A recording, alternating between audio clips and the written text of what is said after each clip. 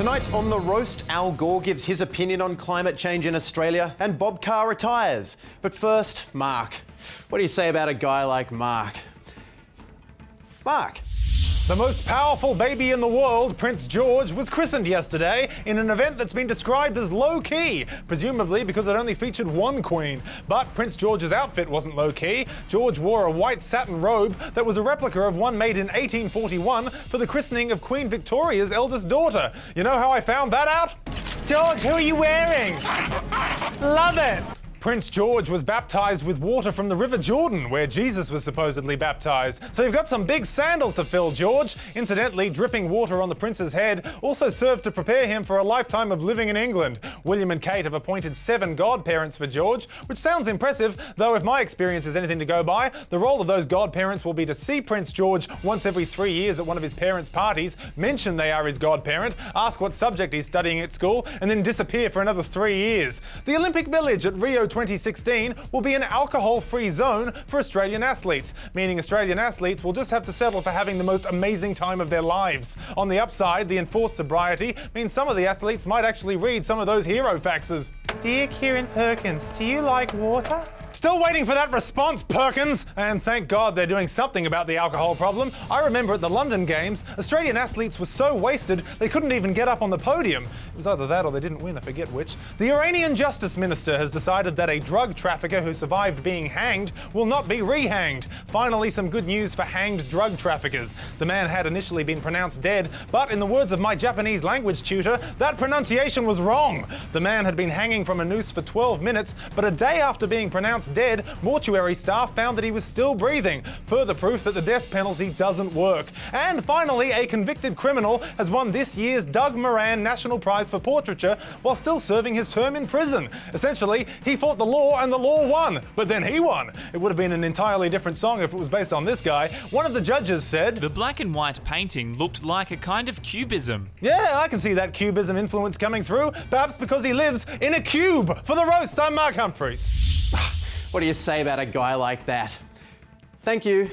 Next up tonight, Prime Minister Tony Abbott has dismissed a UN assessment that the New South Wales bushfire crisis is linked to climate change. Speaking yesterday on 3AW, Mr Abbott began by giving a brief history of fire in Australia. We have had bad fires since almost the beginning of European settlement. Yes, until the first fleet arrived, Indigenous Australians had never before seen tall ships, fancy European fashions or bad fires, which were invented by fancy European fire scientists.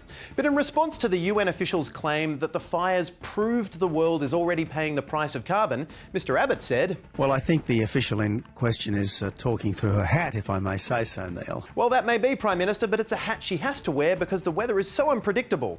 And before you dismiss her comments, remember, if Harry Potter has taught us anything, it's that hats are who you go to when big decisions need to be made. Let's see, what have we got here? Oh, Richardson. Have you considered paying more attention to climate change and admitting that conditions are getting worse? Just tell me what house I'm in. All right, but you realise that carbon pricing is something the world needs.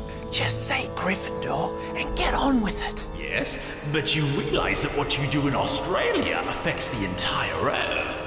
Also, I'm putting you in... Not Slytherin.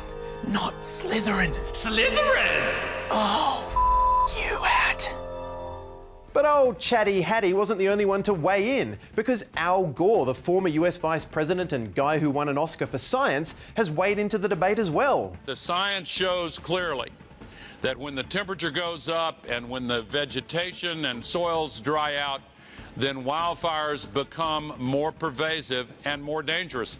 That's not me saying it, that's what the scientific community says. And that guy knows what he's talking about because he won an Oscar for climate science, which is even harder to win than the National Medal of Science for Best Original Screenplay.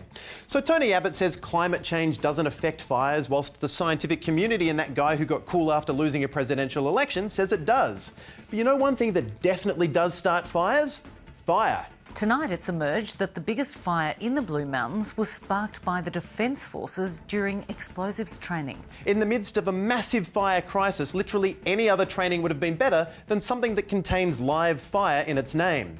So if you don't count climate change or C4, how do you explain these fires? Look, fire is a part of the Australian experience. Yeah, it's just our thing. Bushfires are as Aussie as a kangaroo hopping through the outback, on fire.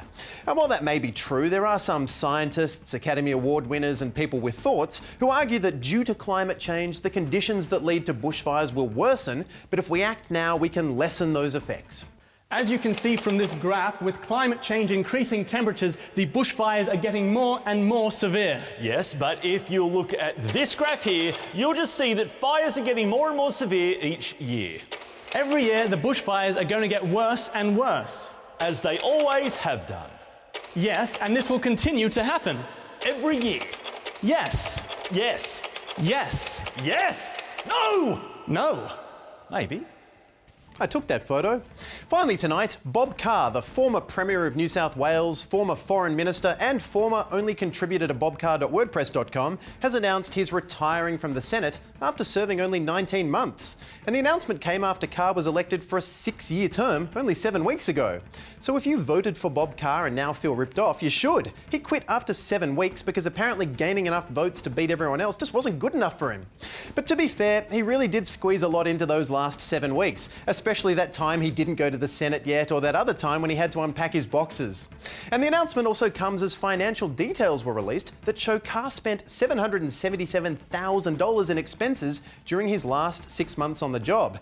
As you can see in this graph, Bob Carr's travel expenses were inversely proportionate to Labor's performance in the polls leading up to the election. So it really seems like Carr was taking every advantage of his exalted position. In fact, in just one 3-week period, he travelled to the US, France, Japan, Cambodia and Indonesia, like some sort of Bob Carmen San Diego, except Australians were the only ones trying to figure out where in the world he was with our money.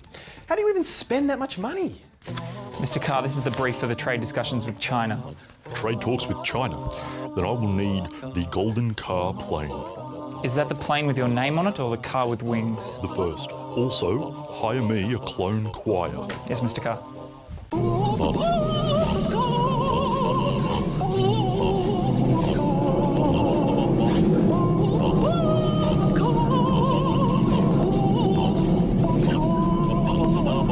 And in justifying his choice to leave without sitting for a single second in the new Senate, James Bob, said that if he stayed, he would be hogging the shadow ministry, denying a younger colleague the opportunity to serve in that role. Ah, isn't that nice? Although, let's read between the lines.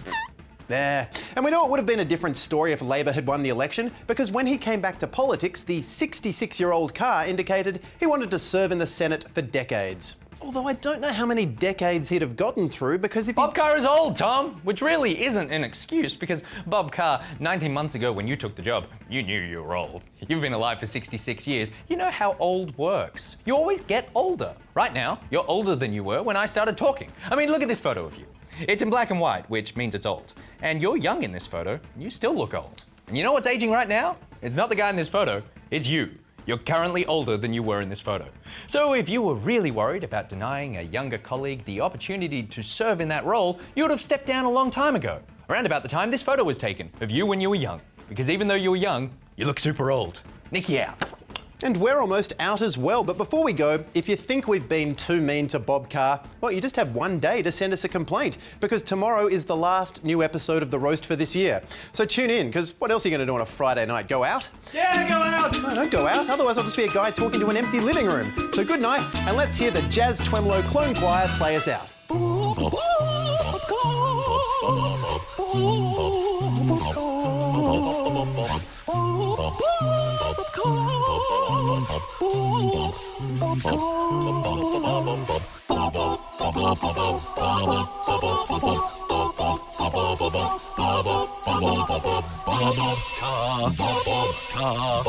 Carr.